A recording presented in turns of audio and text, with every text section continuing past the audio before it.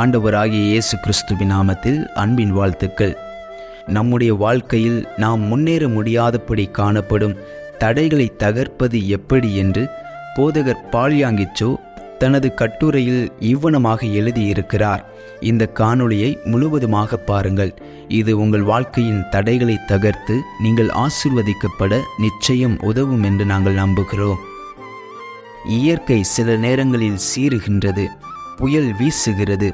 இதன் விளைவாக நாம் சேதங்களையும் துயரங்களையும் அனுபவிக்க வேண்டியதிருக்கிறது. நாம் விரும்பினாலும் விரும்பாவிட்டாலும் எதிர்பாராத சுழற்காற்றுகள், பூமி அதிர்ச்சிகள், எரிமலைகள் தங்களுடைய செயல்களை காண்பிக்கிறது. இதன் விளைவாக வீடுகள் சேதமடைகிறது, பயிர்கள் வீணாகிறது, அநேகருக்கு மரணமும் ஏற்படுகின்றது. இயற்கைக்கு எவ்விதமாய் புயல் வீசுகிறதோ அதுபோலவே நம்முடைய ஆன்மீக வாழ்க்கையிலும் ஆவிக்குரிய ஜீவியத்திலும் கூட புயல் வீசத்தான் செய்கிறது. நமக்கும் மற்றவர்களுக்கும் இடையிலுள்ள தொடர்புகளில் எதிர்பாராத போராட்டங்கள் திடீரென்று வருகிறது. இதன் மூலமாக நம்முடைய மன அமைதி கெடுகிறது, நம்பிக்கைகள் சோர்ந்து போகிறது, நம்முடைய நோக்கங்கள் நிறைவேறாமல் குழப்பம் அடைகிறது. நாம் செய்ய நினைக்கிற காரியங்களை செய்து முடிக்க முடியாமல் தடுமாறுகிறோம். சிலருக்கு இந்த புயல் காற்று மாறி மாறி தொடர்ந்து வீசுகிறதாக இருக்கிறது. யாராக இருந்தாலும் இந்த புயல்கள் அவர்களை சந்தித்து பாடுகளுக்கு உட்படுத்துகிறது. இந்த புயலை எப்படி சந்திப்பது, இதற்கு எப்படி ஆயத்தமாவது என்பதை நீங்கள் அறியாமல் இருந்தால் எதிர்பாராத இந்த புயல்கள் உங்களுக்கு மிகுந்த சேதத்தை விளைவித்து விடக்கூடும். ஒவ்வொரு புயலுக்கும் தப்பிப்போக வழி உண்டு. அப்போஸ்தலனாகிய பவுலின் வாழ்க்கையில் இந்த புயல் வீசிய சம்பவத்தை அப்போஸ்தலர் 27 அதிகாரத்தில் நாம் வாசிக்கிறோம்.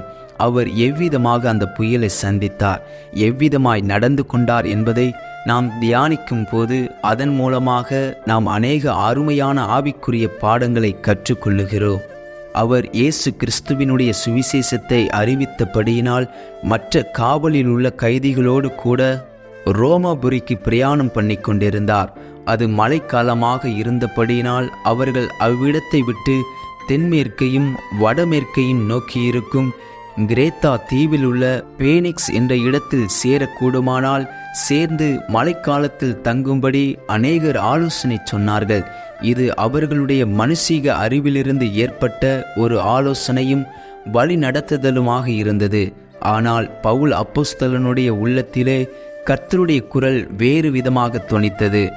ஆகவே பவுல் அவர்களை எச்சரித்து, மனுஷரே, இந்த யாத்திரையினாலே சரக்குக்கும் கப்பலுக்கும் மாத்திரமல்ல, நம்முடைய ஜீவனுக்கும் வருத்தமும் மிகுந்த சேதமும் உண்டாயிருக்கும் என்று காண்கிறேன் என்று சொல்லி அவர்களை எச்சரித்தான்.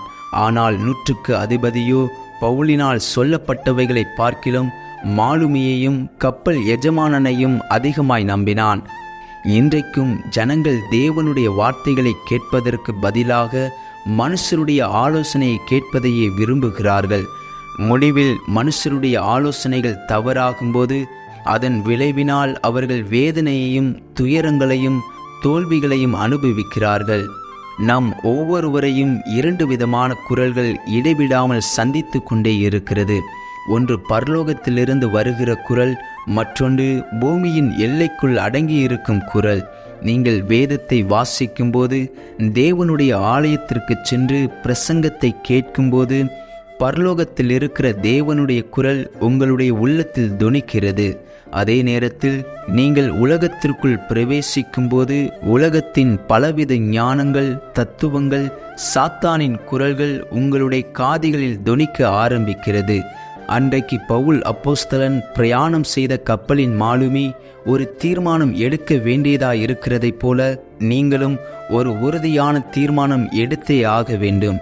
நீங்கள் சரியான குரலுக்கு கீழ்ப்படிந்து கவனம் செலுத்தாமல் போனால் வேதனையான முடிவுகளையே சந்திக்க வேண்டியதிருக்கும் என்பதை மறந்து போக வேண்டாம்.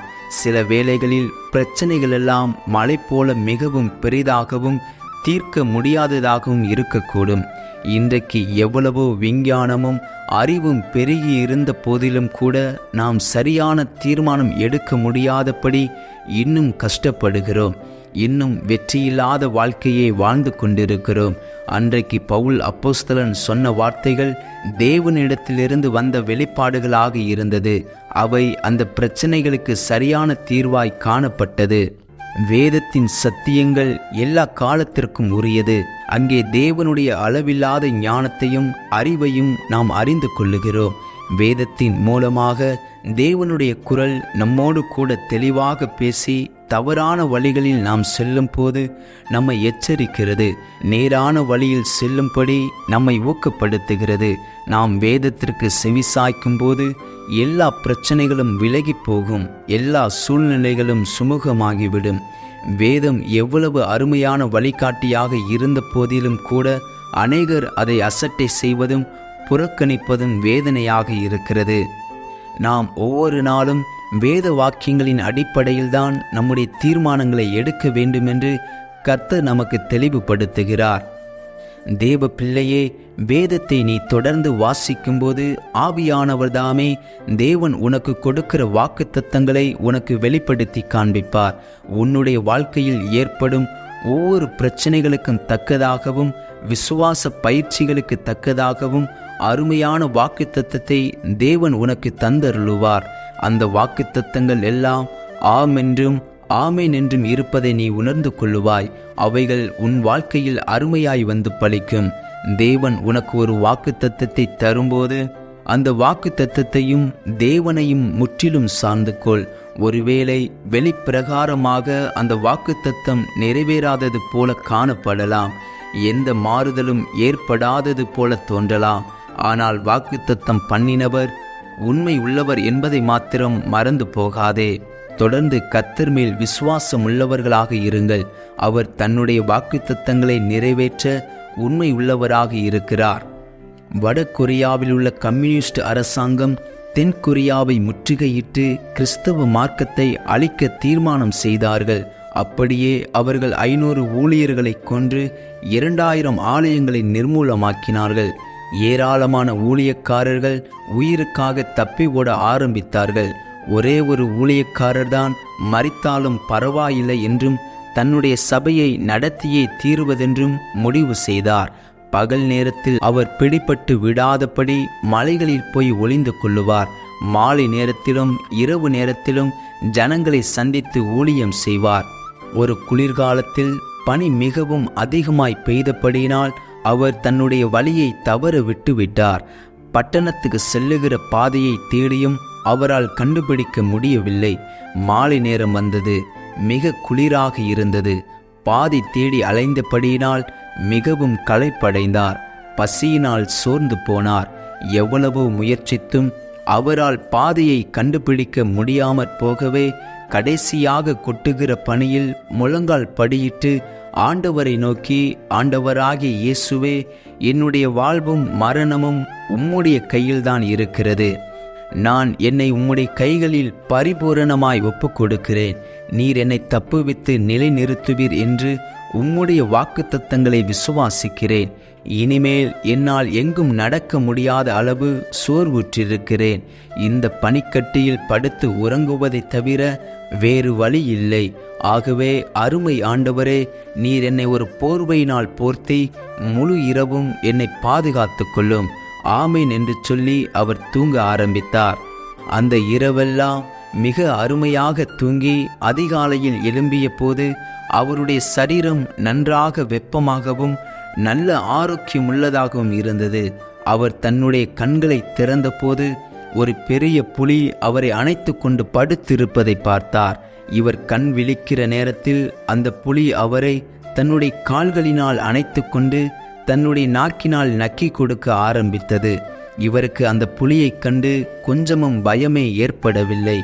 அவர் பரிசுத்த ஆவியினாலும் தேவனுடைய வாக்குத்தத்தங்களினாலும் நிரப்பப்பட்டிருந்தார்.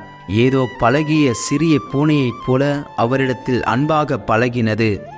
நம்முடைய வாழ்க்கையில் பயங்கரமான புயல் வீசும்போதும் கடல் கொந்தளிக்கும் போதும் நம்முடைய வாழ்க்கை அங்குமிங்கும் மோதும் போதும் ஒருபோதும் நம்பிக்கை இழந்து விடாதீர்கள். அப்போஸ்தலனாகிய பவுலைப் போல நான் தேவனுடையவன், கர்த்தரை சேவிக்கிறவன் என்பதை அறிக்கையிடுங்கள். அந்த சூழ்நிலையில் அப்போஸ்தலனாகிய பவுல் கர்த்தருடைய வாக்குத்தத்தத்தின் மேல் உறுதியுடையவராக இருந்தார். இந்த விசுவாச அறிக்கைகளினால் புயலின் கொடூரத்தை அப்போஸ்தலனாகிய பவுலினால் மேற்கொள்ள முடிந்தது. நாம் கிறிஸ்துவின் மேல் வைத்திருக்கிற விசுவாசத்தின் மூலமாக நாம் தேவனுக்கு சொந்தமானவர்கள் என்பதை உறுதிப்படுத்திக் கொள்ளுங்கள். நாம் தேவனை சேவிப்போமாக. உங்களுடைய நம்பிக்கையை உலக பிரகாரமான காரியத்தில் வைத்தால் அவைகள் உங்களை ஒரு நாள் கைவிடும் என்பதை மறந்து போகாதீர்கள். கிறிஸ்துவே உங்களுடைய ஆண்டவரும் இரட்சகருமாக இருக்கட்டும். உங்கள் நம்பிக்கையை நித்தியமான தேவனிடத்தில் வையுங்கள். அவர் ஒருபோதும் உங்களை கைவிடவே மாட்டார். நம்முடைய நம்பிக்கையை தேவனுடைய வாக்குத்தத்தத்தில் வைப்போமாக. வேதத்தை திரும்ப திரும்ப வாசியுங்கள். பரிசுத்த ஆவியானவர் தாமே வேதத்தின் வாக்குத்தத்தங்களை உங்களுக்கு நினைப்பூட்டுவாராக. அவருடைய வாக்குத்தத்தங்களை தைரியமாக அறிக்கையிடுங்கள். கடல் கொந்தளித்தாலும் புயல் கடுமையாக வீசினாலும் அவைகள் உங்களை ஒருபோதும் மேற்கொள்ள முடியாது. நீங்கள் ஜெயத்தோடு மேற்கொள்வீர்கள். ஆமேன். இந்த காணொளி நிச்சயம் உங்களுக்கு ஆசீர்வாதமாக இருந்திருக்கும் என்று நாங்கள் நம்புகிறோம். இந்த காணொளியை கேட்ட உங்களையும் உங்கள் குடும்பத்தையும் கர்த்தர் ஆசீர்வதிப்பாராக. ஆமேன்.